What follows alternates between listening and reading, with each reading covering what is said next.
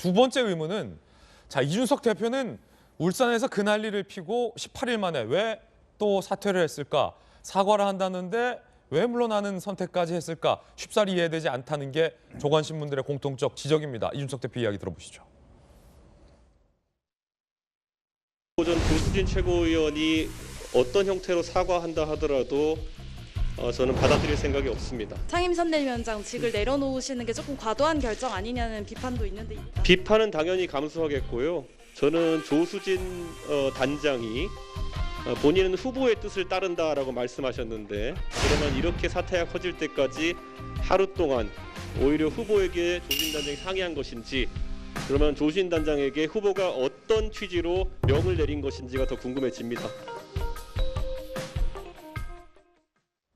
자, 이 대목이 이해가 되지 않는데 이준석 대표는 분명 울산 회동 이후에 후보와 나는 신뢰관계가 있다고 했는데 지금 얘기를 들어보면 조수진 의원의 행동뿐만 아니라 그 뒤에 윤석열 후보가 어떤 짓을 했느냐에 대해서도 의심을 하고 있습니다. 자, 이재명 기자.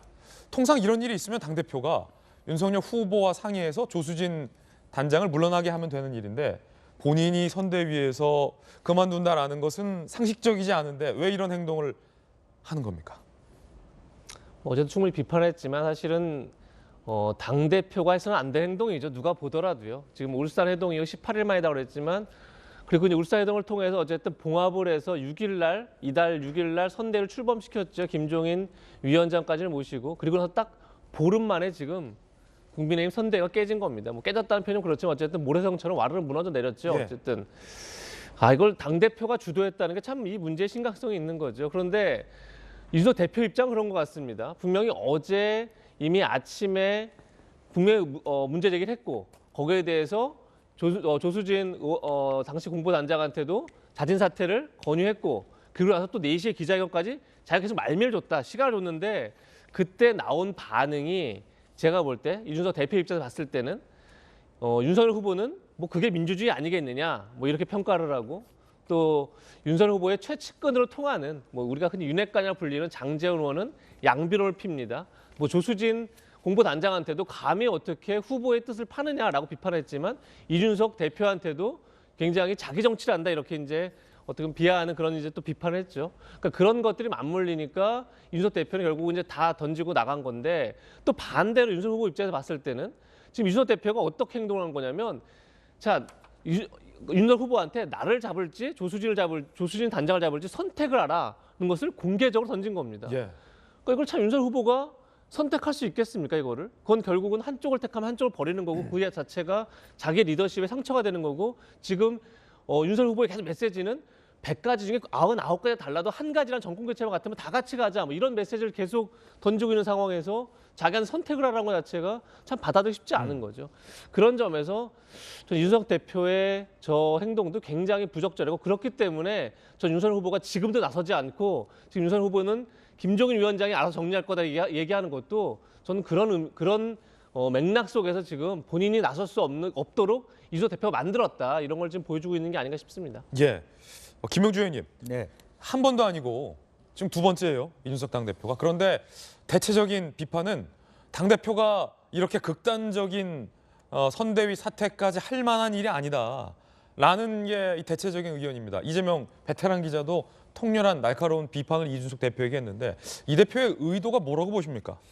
결과적으로는 나를 만만하게 본다. 그런 부분이죠. 그러니까 자기가 말한 것도 울산 해동으로 모든 게 다 해결된 것처럼 보이지만 사실은 여전히 그때 윤핵관이라고 하는 문제의 정리 없이 그냥 해동 한번 그럴듯하게 하고 이쯤 되면 애에 달래듯이 그냥 풀어 적견히 하고 그 문제를 그대로 놔놨다. 그게 다시 재발되고 있다. 나를 무시하는 거다.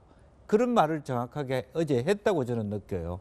그러니까 실제적으로 여전히 대표로서의 나의 존재를 윤 캠프 전체가 무시하고 있다라는 이제 부분이 있고요. 또 하나는 기본적으로 보면 이준석 대표가 굉장히 젊은 후보인데도 불구하고 권위의식이 너무 세요. 예. 그러니까 발언에서 벌써 명령을 따른다 안 따른다. 어떻게 보면은 물론 당대표와 최고위원은 격이 다를 수 있지만 수석 최고위원님 어떻게 보면 계열로 보면 선거상 두 번째 높은 인물이거든요. 그러니까 조수진 단장으로서는 또 내가 두 번째인데라는 생각을 또 갖고 있단 말이죠.